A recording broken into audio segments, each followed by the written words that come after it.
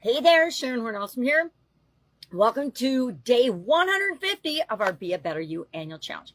That, in and of itself, is something to celebrate today. If you've made it 150 days, or even if you just got started and you've been doing it consistently every day, congratulate yourself, because most people won't. Most people won't do the work. Most people won't even show up, much less do the daily actions and then celebrate the results that they're getting. Because I guarantee if you do something every day, you're going to get results. Even if you don't believe it, if you just do it and give it a chance, you will. So today we are talking about step 6 of the IDEANCE process. The process we came up with in January, and that is C for celebrate. So what the heck are we going to celebrate? I'm going to share a couple of things today. Number one, I like to use a framework to decide who, what, where, when, why, how I'm going to celebrate, right? I use some kind of a framework or structure or tool. So I actually plan to celebrate different steps, different milestones, which we'll have to identify, right? You got to pick what are your milestones between where you are and where you want to be financially, and when will you celebrate? A lot of people will celebrate every $1,000 of debt paid off, or every additional $10,000 of sales, whatever it is for your situation. Decide what it's going to be, pick a milestone, and then make sure that you acknowledge it and celebrate it. Now, how you acknowledge and celebrate things is going to be different for each and every one of us. Sometimes to me, a celebration is just getting to go out to the state park and go for a walk by myself for a couple of hours.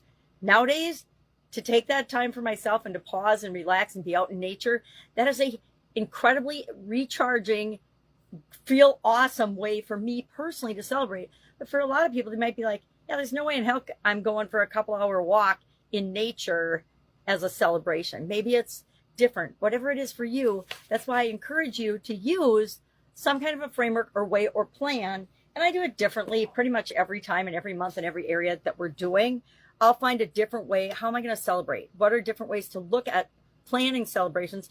But I guarantee if you don't plan the milestones and plan the celebrations in, you won't do them. And then you get a little burnt out because you're like, I'm doing all this work, but I never pause to appreciate how far I've come. And so to keep us moving forward, keep us going, we're not just going to celebrate when we get to our end goal. Because I don't know, have you ever done that? You've worked really, really hard for a goal, a big thing you wanted, and then you got that thing, and the thrill of it, the dopamine hit that you got, the endorphins and everything that were set off by achieving that huge goal, just fizzled in a few days. I'll give you an example from my personal life.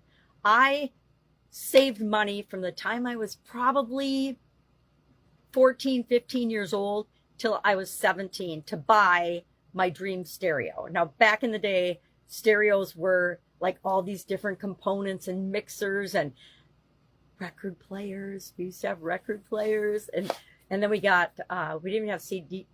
Do we have CD? Yeah, we had CD players. So I had a ton of albums, a ton of CDs. I used to love music. I don't really do much with music anymore, which I guess I need to ask myself why and reflect on that sometime, but have never done that. But I used to be huge into different types of music that resonated with me and that I liked. And I saved for like 4 years to buy this stereo so I could have it to take to college with me. And I worked really, really hard every weekend after school. Sometimes, in addition to all my extracurricular activities, I was working and saving to buy this stereo.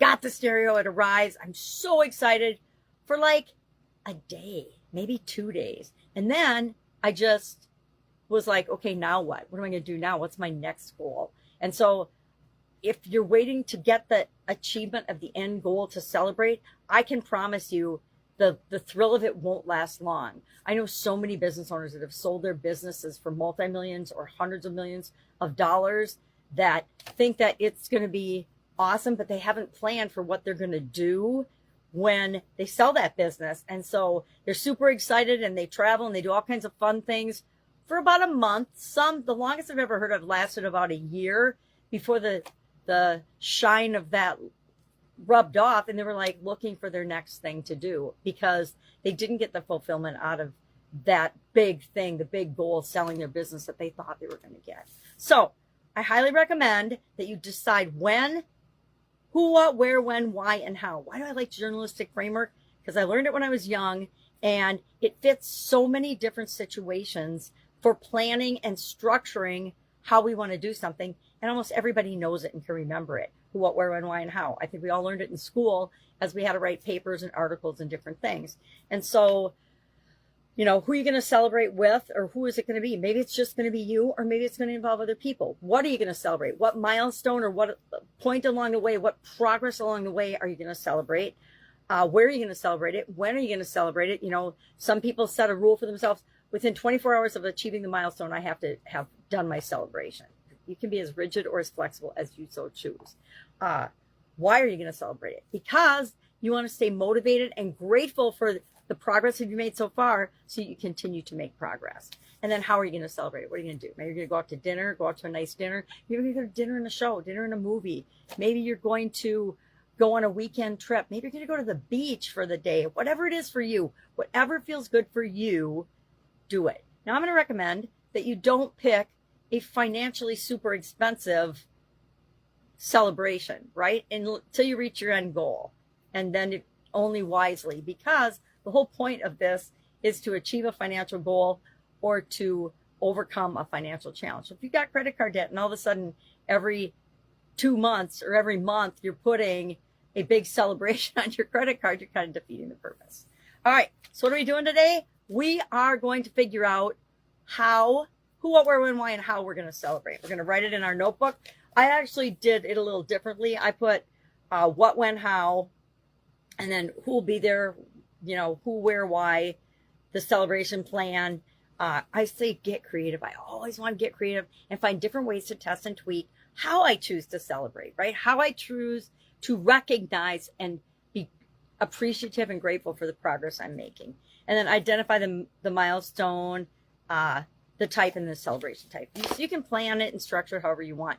But I'm going to say plan now so that you're presupposing and pre-framing you're going to achieve your goal and objective, and these are the milestones along the way you're going to hit, so that you will be celebrating along the way to keep you motivated, to keep you supercharged and excited about your progress. All right, any questions? You know what to do. Just ask. Otherwise, have an awesome day, and I will, of course, give it to you tomorrow.